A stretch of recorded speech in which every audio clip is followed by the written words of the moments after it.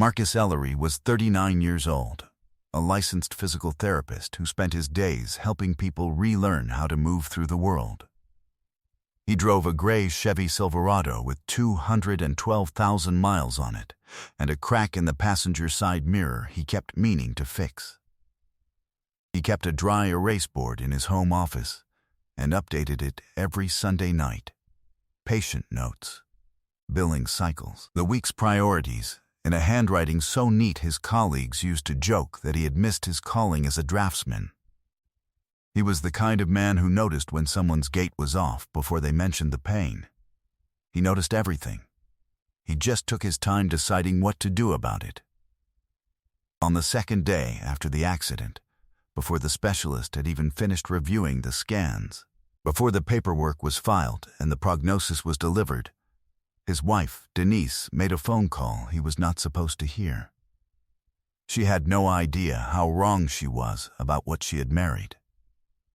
Before we jump into the story, comment where in the world you are watching from and subscribe, because tomorrow's story is one you need to hear. The morning light was pale and thin through the blinds when Marcus first opened his eyes in the rehabilitation wing of St. Ambrose Medical Center. That was a Tuesday in early March. The room smelled like antiseptic and recycled air and something faintly chemical that he would later associate with that particular stretch of time in his life. That particular stillness. Marcus had spent 11 years in physical therapy, 8 of them working the spinal and neurological recovery unit at a hospital, not unlike this one. He understood what was happening around him at a clinical level. The assessments, the staging, the carefully worded prognoses that said something and something else simultaneously. He understood what a serious spinal contusion looked like in a chart. He understood the difference between a patient who would walk again and a patient who would not. And he understood, sitting in that bed with his hands resting flat on the blanket over his thighs, that in his particular case, the answer was genuinely uncertain. The accident had been real. A delivery truck running a red light at 7:42 on a Friday morning. The impact had been enough to send his Silverado into a retaining wall, and Marcus into the kind of darkness that arrives without warning and does not explain itself. He had woken up 2 days later with feeling in his hands but a complicated shifting numbness in his legs that the neurology team was calling diagnostically indeterminate until additional imaging could be completed. What the team told Marcus was true. They did not yet know the extent of the injury. What no one in that room knew, not the neurology attending, not the charge nurse, not his wife Denise, who sat in the chair beside his bed with a look on her face he could not entirely read, was that Marcus, who had spent a decade observing the precise physical markers of spinal recovery, had already run his own quiet assessment. He could feel his legs. He had, by the second morning, confirmed this to himself. Not fully, not the way he wanted, but enough. The numbness was a bruise, not a severance. He was going to be fine. He didn't tell anyone. He had noticed something on day 1. Denise had arrived at the hospital in a rush, her coat unzipped. Her dark hair pulled back in a way she only wore when she hadn't planned to be seen. She had gripped his hand and said the right things. She had cried. But when she cried, she angled her face slightly away from the nurse who was still in the room, and when the nurse left, the crying stopped faster than grief usually stopped. Marcus had filed that away the way he filed everything. Quietly, without deciding yet what it meant. He had been filing things away for a while. 3 months before the accident, Marcus had finished rewiring the electrical panel in the practice Denise had been building in the East Side district. She had wanted to open her own aesthetics and wellness studio. She had her license in medical-grade aesthetics, she had the business plan, she had the vision. And Marcus had spent 4 weekends running conduit through walls he had also helped drywall, installing the dedicated circuits for the equipment she was going to need. He had done it himself, because the electrician's quote had come back at $9,400. and they were still building the business reserve. He wore knee pads on concrete for 26 hours across those 4 Saturdays. He didn't mention it after it was done.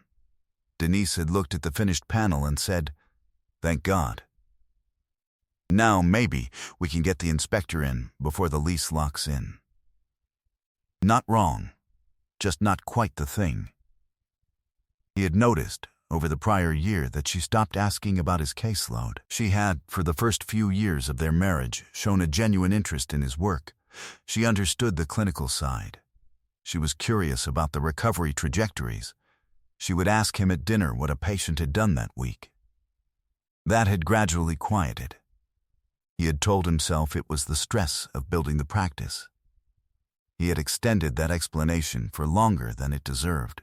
His colleague Raymond, a senior PT who had worked alongside Marcus since his 3rd year in the field, had said to him once, over coffee in the break room on an ordinary Wednesday, "You know what makes you good, man?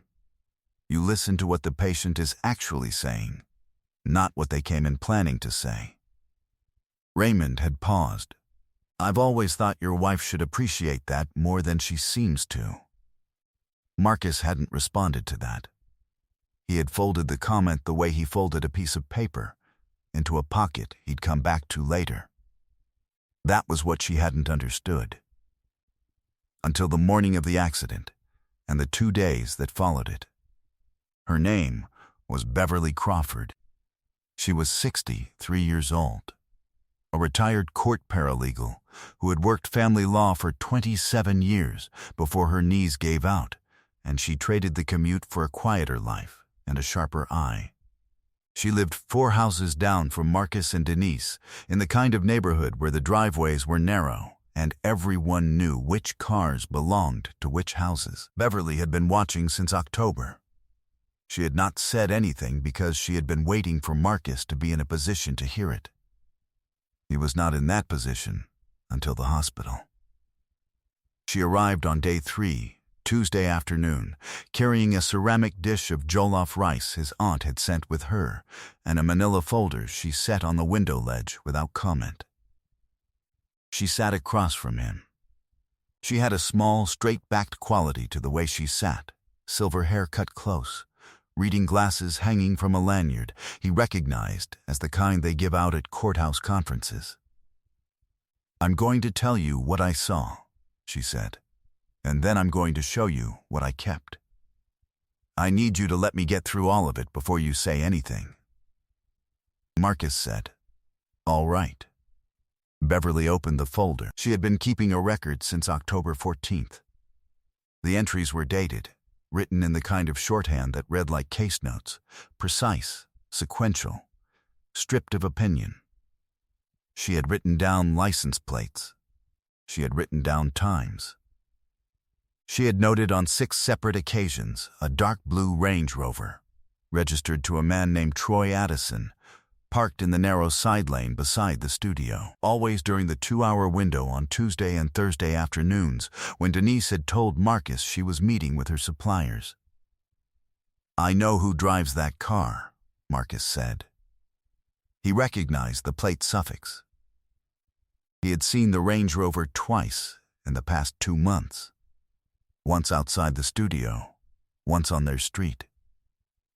Both times Denise had offered an explanation before he asked for one. He had noticed that, too, there's more, Beverly said. She did not move to the next page yet. She waited. Marcus looked at her. "Tell me." "While you were in surgery," Beverly said, "she called someone. I was in the waiting room. She went to the alcove by the vending machines. She didn't see me. I could hear most of it." Beverly paused. Her voice stayed even. She was not embellishing. She said, "The timing changes everything." And then she said, "I need to know where we are with the LLC before anything gets frozen." The room was very quiet for a moment. Marcus picked up the plastic cup of water from the bedside tray. He drank from it. He set it back down. "The LLC," he said. Beverly turned to the next page. "I made some calls before I came," she said. I have a contact at the county recorder's office. A business entity was registered 4 months ago. Addison Meridian Wellness Partners, LLC. Sole registered agent, Denise Ellery. Beverly set the document on the blanket in front of him. The filing date was stamped in blue ink. The studio. Marcus. The one you built out. It's listed as the primary operating address. He looked at it. He looked at it for a long time. He caught it the way he caught a structural compensation in a patient's gait, not with alarm, but with the quiet, certain recognition of a man who has spent a career knowing what correct alignment is supposed to look like. The LLC was the frame around everything else. The studio he had wired, the lease she had signed, the capital she had been building. It had been going somewhere he hadn't been told about. Beverly opened the folder one more time. Her contact had found one more thing. A refinance inquiry on their home, initiated in November, under a power of attorney Marcus had signed 2 years prior, for a different purpose entirely. The inquiry had not gone through, but it had been submitted. Marcus laid the documents out on the blanket the way he would have laid out a set of treatment notes, side by side, in sequence, the full picture visible. He could see the shape of it now. Not rage, not grief exactly. The clinical clarity of a man who had just read a chart and understood the diagnosis. "What do you want to do?" Beverly asked. "I want to do it right," he said, "which means I want to do it slowly." He didn't move fast. That's what people never understood about what came next. If he had wanted fast, it could have been done before she brought his overnight bag to the hospital. One conversation. One document. Done, but Marcus had spent 11 years watching what happens when people rush recovery. When they try to return to weight-bearing before the tissue is ready, when they mistake absence of visible pain for readiness. You don't get to undo the damage that comes from moving too soon. The sequencing matters as much as the work itself. His attorney was a woman named Carol Osai. She had been recommended by Beverly's former colleague, a family law attorney who described Carol in 4 words: builds while everyone's sleeping. Marcus called her on day 4 from the hospital, using a number Beverly had written on the inside cover of the folder. Carol called back at 6:14 the following morning. "Eat first," she said when he answered. "Then tell me everything." He told her everything. She listened without interruption for 11 minutes. When he finished, she said, "Don't move any money. Don't change any accounts. Don't say anything to her about the LLC or the refinance inquiry. I want to know about a document before you know it exists." Carol moved quietly for 3 weeks. She pulled the LC registration, the full filing history, the operating agreements. She found what she was looking for in the financial disclosure Denise had not realized was public record. The initial capital contribution to Addison Meridian Wellness Partners had come from a wire transfer, $43,000, originated from the joint savings account on December 9th. During a week, Marcus had been in Atlanta for a continuing education conference. She had used the joint account.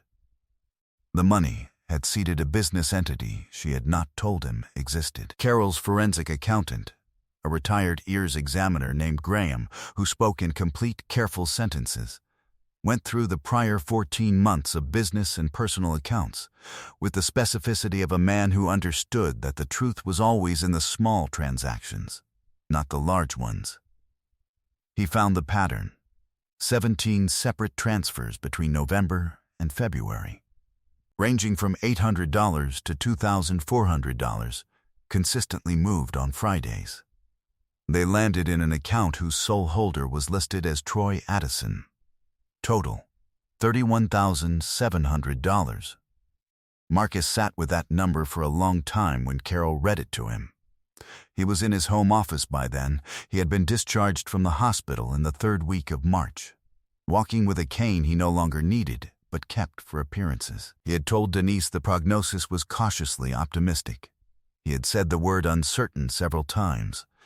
He had watched her face when he said it. She had nodded with the precise expression of a woman who had already begun to think about what came next. He did not act differently. He did not confront her. He returned to his chair at dinner.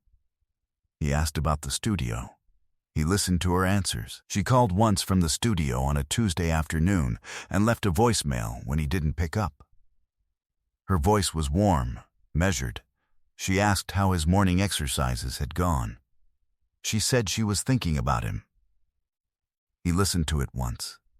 Then he listened to it again, carefully, the way he listened when a patient described pain, not for the content, but for the shape of the communication. There was a quality to her voice that he recognized as rehearsed kindness, the kind that arrives too smoothly, too calibrated. He let Carol know the call had come in. Carol said, "Good. She thinks this is already over." Marcus was quiet for a moment. "She's not wrong about the timing," he said. "She's wrong about who's ahead." He set the phone down. He went back to his dry erase board. He erased the week's agenda. He wrote one word in the center of it and looked at it. Then he erased that too and went to make coffee. The conference room on the 14th floor of the OSI Law Group was long and neutral, pale gray walls, a table that could seat 12, the city visible through floor-to-ceiling windows to the west. Nothing on the walls, the kind of room that communicated, without saying so, that what happened in it was permanent. Marcus arrived 40 minutes early. On any rehabilitation unit, the therapist who arrived late was already working against recovery. He set his folder on the table in front of his seat. He didn't open it. He sat facing the windows and watched the city and drank from the cup of coffee the receptionist had brought without being asked. Carol arrived at 9:15, followed by Graham, who carried a second folder and a bound financial report and set them on the table with the unhurried efficiency of a man who had done this a great many times. They arranged their materials.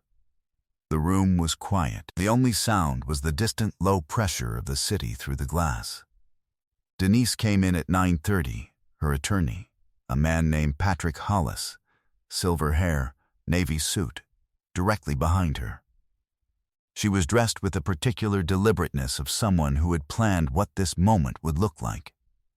She wore a dark blazer Marcus recognized. She had bought it the month before the accident. On a Saturday, she had said she was spending with her sister. Her posture, as she crossed the room, had the quality of someone arriving to receive something that had already been decided. She glanced at Marcus once. A quick, professional assessment. Then, she looked toward Carol, as if Marcus were simply another element of the room's arrangement. Carol opened the meeting with the even, methodical precision of someone who had done this many hundreds of times. "Thank you all for being here. Before any discussion of division of marital assets, there are several matters that require acknowledgement by all parties. We'll be presenting documentation in sequence. We ask that questions be held until each presentation is complete." Patrick Hollis nodded. Denise sat with her hands folded on the table. Graham opened his folder. He placed the first document on the table's center. On December 9th, Carol said, a wire transfer of $43,000 was executed from the joint savings account held by Marcus and Denise Ellery. She paused. The destination was the initial capital account for an LLC called Addison Meridian Wellness Partners, an entity whose existence was not disclosed to Marcus Ellery and whose sole registered agent is Denise Ellery. She let that sit for a moment. This transaction was not authorized by Marcus Ellery. A civil fraud action has been filed. Something moved across Denise's face. Not fear exactly. It was the specific expression of a person watching a structure they built realize it was constructed on something that isn't there anymore. She held the expression in place. She was working to hold it. Patrick Hollis leaned forward and reached for the document. Graham placed the second document on the table without waiting. Between November of last year and February, Carol continued, her voice still even, 17 separate transfers were executed, totaling $31,700 from a business account associated with the studio property at 1140 East Side Commerce Drive. The destination account is held solely by Troy Addison. Mr. Addison is identified in the LLC operating agreement as the co-managing partner. She paused. The studio at 1140 East Side, its lease, its improvements, its installed electrical infrastructure, represents an asset of the marital estate. The transfers did not. Patrick Hollis had stopped looking at Denise. He was reading. His expression, for the first time since entering the room, had changed. Graham placed the third document. "We want to be precise about what we are and are not saying," Carol continued. "We are not making criminal allegations at this table. What we are doing is disclosing that this documentation exists, has been preserved in its complete forensic form, and has been shared with the appropriate authorities as a matter of record. The relevance to asset division proceedings is total." The silence that followed lasted 11 seconds. Marcus counted them. Carol said, "We'll allow a few minutes for counsel to confer." Marcus stood. He picked up his folder, still unopened, and set it in his bag. He had brought it for no reason he could name, perhaps just to have something to carry. He buttoned his jacket. He shook Graham's hand, then Carol's. He walked toward the door. He stopped in the doorway. He turned back to Denise. He said it quietly, and only to her. Not as a performance, because it was meant for her and no one else. "You thought I came home from that hospital broken," he said. "I came home clear." He walked out without looking back. It did not happen all at once. The LLC, without the marital estate's capital or the studio's operational address, became something else entirely, a document with no building to stand in. The lease at 1140 East Side Commerce Drive was held in both their names, and when Marcus's name was withdrawn from any association with the venture, what remained was a business plan built on someone else's infrastructure. Troy Addison's project, Marcus later learned from Carol without asking, had been running at a loss for several months before the accident. The $31,700 had not saved it. Denise moved in with her sister. The SUV she had been leasing was returned in May. The invitations to the professional events she had been attending, the wellness industry gatherings, the spa convention in Phoenix she had shown Marcus the brochure for, began to arrive less frequently. The people who had been returning her calls started letting things go to voicemail. She was carrying the weight of what she had chosen, the way a person carries something they cannot set down, not dramatically, just constantly. Marcus was building something, not fast, the way he built everything. He had, in the quiet months of recovery, begun developing what he had been thinking about for 2 years. A specialized outpatient clinic focused on spinal and neurological rehabilitation for working adults, the gap he had watched go unfilled for a decade. Carol had identified a small business grant program through the state health authority. Beverly's nephew, it turned out, was a commercial real estate agent who knew of a space. Raymond, who had been quietly keeping track of everything from the hospital break room, said yes before Marcus finished asking. 14 months after that conference room, Marcus Ellery and Partners opened its doors at a ground-floor suite on Fenwick Avenue. His name was on the letterhead. His name was on the door. He had 4 physical therapists on staff and a wait list that was already 3 weeks long. He answered every inquiry the same day, He gave accurate timelines and hit them. On the morning of the opening, Beverly brought a small succulent in a clay pot and left it on the front desk with a card that said, "Simply for the long game." He set it on the window ledge above his workstation. He watered it on Thursdays. On a September evening, 8 months into the practice's first year, Marcus sat on the back steps of the building after the last patient had gone home and the lights inside were mostly off. The air was warm and beginning to turn. The neighborhood sounds came through the alley. A delivery truck 2 blocks over, someone's television, the distant rhythm of traffic settling into the evening. He had in his jacket pocket a folded piece of paper, the first check the clinic had issued, from a health system contract he had spent 6 months building toward. He had written the amount down and looked at it when it arrived. He had not spent it yet. He sat there for a while, listening. Then he stood. He folded the check back into his pocket. He went inside and turned out the light. I hope you enjoyed that one. Be sure to like the video and subscribe so you don't miss the next story. I've picked out 2 more for you that I think you'll really like.